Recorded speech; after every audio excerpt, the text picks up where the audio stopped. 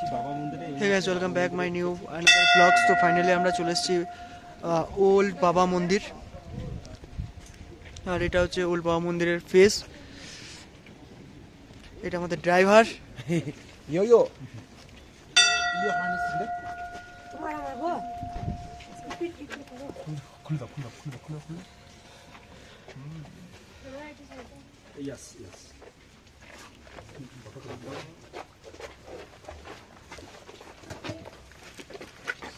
আর এখানে আমাদের স্নোফল হচ্ছে এখন, খুব সুন্দর লাগছে স্নোফল।